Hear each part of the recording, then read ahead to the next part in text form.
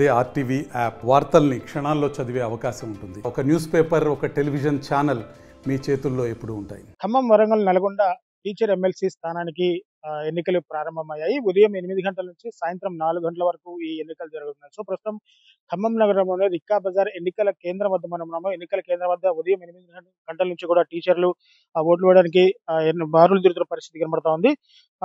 మార్చి 3న ఫలితాలు ప్రకటించున్నారు. ప్రధాన రాజకీయ పార్టీలు ఈ ఎన్నికపై సీరియస్ గా దృష్టి పెట్టాయని చెప్పాలి. ఇక టీచర్ ఎమ్మెల్సీ ఎన్నిక ఫలితం ఎలా ఉంటుందో అన్న ఉత్కంఠ పూర్తిగా నెలకొన్న పరిస్థితి కనబడుతోంది. ఇటు ఉపాధ్యాయ ఎన్నికలకు ఉదయం 8 గంటల నుంచి సాయంత్రం 4 గంటల వరకు కూడా ఎన్నికలు జరగనున్నాయి. సో ఖమ్మం జిల్లాలో మొత్తంగా 24 పోలింగ్ కేంద్రాలు ఏర్పాటు చేశారు. ఉమ్మడి నల్గొండ, ఖమ్మం, వరంగల్ టీచర్ ఎమ్మెల్సీ స్థానం బరిలో మొత్తం 19 మంది అభ్యర్థులు ఉన్నారు. ప్రధానంగా 5గురు మధ్యన పోటీ నెలకొంటా ఉంది. మొత్తం 4089 మంది ఓటర్లు ఉన్నారు. ఎన్నికలు సజావుగా జరిగేందుకు 9 మంది సెక్టార్ అధికారులు, 28 ప్రొసీడింగ్ అధికారులు, 27 అసిస్టెంట్ ప్రొసీడింగ్ అధికారులు, 58 మంది ఇతర పోలింగ్ సిబ్బంది, 28 మంది మైక్రో అబ్జర్వర్లు కూడా ఈ ఎన్నికల విధుల్లో పాల్గొనున్నారు. ఎండలు దృష్టిలో ఉంచుకొని ప్రతి పోలింగ్ కేంద్రం వద్ద ఓటర్లకు అవసరమైన చల్లని నీరు, కీలైన వద్ద టెంట్లు, ఇతర సౌకర్యాలు కూడా పూర్తిగా ఏర్పాటు చేసిన పరిస్థితి కనబడుతోంది. జిల్లాలోని పోలింగ్ కేంద్రాల వద్ద పటిష్ట భద్రతా ఏర్పాట్లు కూడా పోలీస్ శాఖ వారు చేశారు. సిట్టింగ్ ఎమ్మెల్సీ అలుగు నర్సిరెడ్డి, అలాగే మాజీ ఎమ్మెల్సీ పూల రవీందర్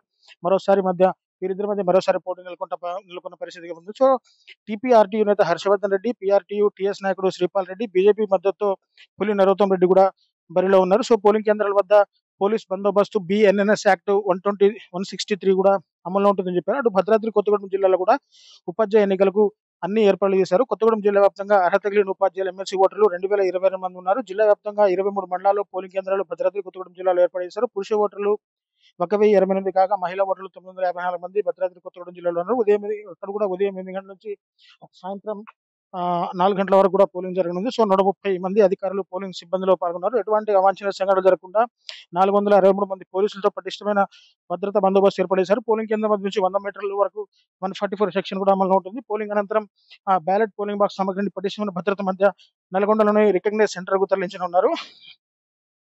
సో వరంగల్, నల్గొండ, ఖమ్మం ఎన్నికలు రసవత్రంగా మారినాయి. పీఆర్టీయూ, యూటీఎఫ్, టీపీయూఎస్ సంఘాల మధ్య పోటీ వాడివేడిగా సాగుతుంది. సిట్టింగ్ స్థానాన్ని దక్కించుకునేందుకు యూటీఎఫ్ ప్రయత్నిస్తుండగా ఈసారి గెలిచి కోల్పోయిన స్థానాన్ని నిలబెట్టుకోవాలని పీఆర్టీయూ పావులు కదుపుతుంది. మరోవైపు ఎలాగైనా బోనీ కొట్టాలన్న లక్ష్యంతో టీపీయూఎస్ ప్రయత్నిస్తుంది. దీంతో ఈ టీచర్ ఎమ్మెల్సీ ఎన్నిక కూడా ఎంతో ఆసక్తికరంగా మారిందని చెప్పుకోవాలి. సో ప్రస్తుత ఎమ్మెల్సీ అలుగుబెల్లి నర్సిరెడ్డి పదవీకాలం పూర్తి కానుంది. ఈ నేపథ్యంలో రాష్ట్ర ఎన్నికల సంఘం ఈ ఎన్నికలు నిర్వహిస్తున్న పరిస్థితి ఉంది. సో నల్గొండ కలెక్టరేట్ లోని నామినేషన్ స్వీకరణ ప్రక్రియ నేటితో నామినేషన్ ప్రక్రియ కూడా ముగిసింది. ఎన్నికలు కూడా ప్రారంభమయ్యాయి. సో స్కూటినీ కూడా జరిగిపోయింది.